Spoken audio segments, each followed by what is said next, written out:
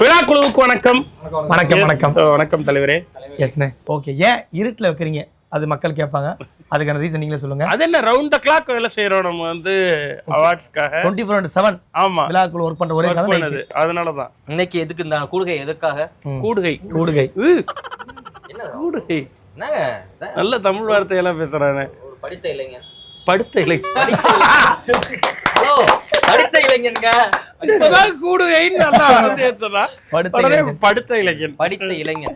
இந்த நிறைய பேருக்கு வந்து நம்ம இந்த பொம்மை நம்மளோட பிளாக் ஷீப்னுடைய அந்த பொம்மையோட பேர் தெரியாது. சொல்லுங்க பாப்போம். ஏன்னா பேர் வைக்கல. இல்ல அதுக்கப்புறம் வச்சுட்டோம், கொஞ்ச நாள் கழிச்சு வச்சோம். அதுல அந்த பேர்ல ஒரு சீரிஸ் கூட வந்துச்சு. ஆமா, ஹாட்ஸ்டார்ல அவைலபிளா இருக்கு, பாத்துருக்கேன். எஸ். அந்த பொம்மையினுடைய பேர் வந்து பூஷா. பூஷா. ஸோ நம்ம வந்து அவார்ட்ஸ்ல எப்பயுமே எல்லார் கையிலேயும் ஒரு பூஷா கொடுத்து அனுப்புவோம்.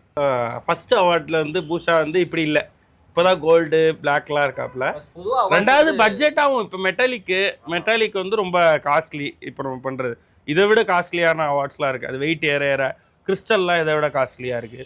நம்ம முதல்ல பண்ணது பிளாஸ்டர் ஆஃப் பாரிஸ், இந்த விநாயகர் சிலை பண்ணுவாங்கல்ல, ஸோ அந்த மெட்டீரியல்ல தான் பண்ணோம். அதுவும் சுட சுட பண்ணோம். அப்போ ஏதோ ஒன்று பண்ணலான்னு இருந்துட்டு, ஆனால் நம்மளோட பூஷாவே வந்ததுன்றது ரொம்ப நல்லா இருந்துச்சு. நிறைய பேர் அதை பார்த்துட்டு ஸ்டேஜில் சொன்னாங்க ரொம்ப க்யூட்டாக இருக்குது இந்த அவார்டு ஹோல்ட் பண்ணுறதுக்கு அப்படிலாம் சொன்னாங்க. அடுத்துதான் நம்ம வந்து அடுத்த வருஷம் பண்ணும்போது சாய்ராமில் பண்ணோம், பெருசாக பண்ணோம். அப்போது சரி ஓகே இனி உடையிற மாதிரி பண்ணக்கூடாது அப்படி சொல்லிட்டு மெட்டாலிக்கில் பண்ணலாம் அப்படின்னு சொல்லி. மெட்டாலிக் வந்து நமக்கு ரெஃபரன்ஸ் வந்து விகடன் விருதுகள் தான்.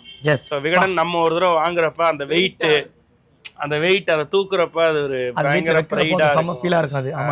ஸோ அதனால அதையே நம்மளும் பண்ணுவோம் அப்படின்னு சொல்லி பண்ணோம். நம்ம வந்து ஒரு சில விஷயங்கள் மட்டும் கவனமாக பண்ணோம். என்னன்னா ஒரு வரிசையில் ஃபிலிம்ஃபேர் இருக்கு, விஜய் அவார்ட்ஸ் இருக்கு, விகடன் அவார்ட்ஸ் இருக்குன்னா அதில் நம்மளோட வச்சா அதை விட ஹைட்டாக இருக்கணும். அனில் ஸ்டுடியோலாம் பார்த்திருக்கேன், லைனா வச்சிருப்பாங்களே, பக்கத்துல வச்சா நம்ம மட்டும் ஹைட்டா இருக்கணும் அப்படின்னு சொல்லி. எந்த ஏதாவது வரிசையை பார்த்திருக்கீங்களா நம்ம அவார்டு ஹைட்டா இருந்து? அந்த மாதிரி வரிசையா இருக்கிறப்ப நம்ம மட்டும் தனியா தெரியணும்னு சொல்றதுக்காக கொஞ்சம் அதிகமா படுத்தணும். உண்மையிலே அதிகபட்ச ஹைட் என்னன்னு பார்த்தோம். இதுலேயே கொடுத்த டிராஃபி எல்லாத்தையும் அளந்து பார்த்தோம்.